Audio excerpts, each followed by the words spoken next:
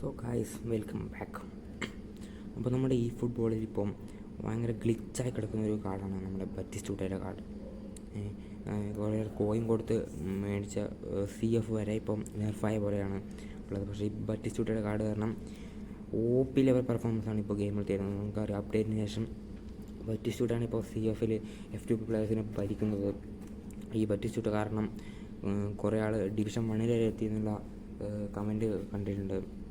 ഞാൻ കളിപ്പിച്ച് നോക്കി. അത്യാവശ്യം നല്ല OP ലെവൽ പെർഫോമൻസ് തന്നെ ബറ്റിസ്റ്റൂട്ട തരുന്നുണ്ട്. അതായത് ഏത് ഗോളിയുടെ പോസ്റ്റിലേക്കാളും ലോങ് റേഞ്ചെല്ലാം ഒരു രക്ഷയില്ല.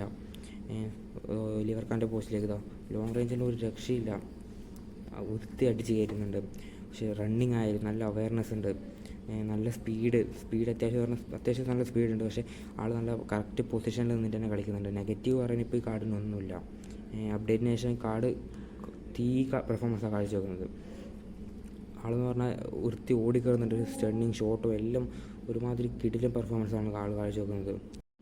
നല്ലവണ്ണം കളിക്കാൻ അറിയുന്നവർക്ക് പോലും ഇപ്പോൾ ഈ കാർഡ് ഒരു തലവേദനയാണ്. അത്രയും പ്രോ പ്ലേയേഴ്സിന് ഇതേവരെ ഈ കാർഡ് സുഖത്തിൽ ഗോൾ അടിക്കുന്നുണ്ട്. അതേപറ്റി സ്റ്റുഡിയോയുടെ കാർഡ് 155 ഹൈറ്റിൽ ഗോൾ പൗച്ചർ അത്യാവശ്യം നല്ല ലെവലിൽ സ്റ്റാറ്റ്സ്, ഫിനിഷിങ് 93 എല്ലാം കൊണ്ടും സെറ്റാണ്. പിന്നെ ഓവൻ അത്യാവശ്യം വൃത്തി കളിക്കുന്നുണ്ട്. അതേപറ്റി ആക്സിലറേഷൻ സ്പീഡ് 92 90 എന്നാലും അദ്ദേഹത്തിൻ്റെ ആളെ പൊസിഷൻ കൃത്യം ആ CFൻ്റെ ആളിലാണ്. അധികം ഗോൾ കയറി വരുന്നില്ല. ആ ബോൾ കിട്ടും തക്ക സമയത്ത് അടിച്ച് കയറ്റുന്നു. പിന്നെ ഡബിൾ ടച്ച് സ്കിൽ ആഡ് ചെയ്തിട്ടുണ്ട്. അതുപോലെ തന്നെ ഓവൻ ഫ്രീ ആയിട്ട് കിട്ടിയത്. ഇപ്പം വലിയ സീനിലാണ് ആൾ കളിക്കുന്നത്. ബറ്റിസ്റ്റൂട്ടയുടെ ലെവലെത്തുന്നില്ല. ബറ്റിസ്റ്റൂട്ടയുടെ ലെവലിപ്പം ടോപ്പിലാണ് നിൽക്കുന്നത്. ഓവനായാലും അത്യാവശ്യം റൺ ചെയ്യുന്നുണ്ട്.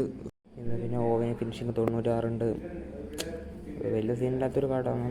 ആക്സിലറേഷൻ ഉണ്ട്, ബാക്കി കുഴപ്പമില്ല. ബറ്റിസ്റ്റൂട്ടയാണ് OP ലെവൽ. ബറ്റിസ്റ്റൂട്ടിൽ ഇപ്പോൾ നെഗറ്റീവ് പറയാനില്ല, കിട്ടുന്നല്ല അടിച്ച് കയറ്റുകയാണ്. ഓക്കെ.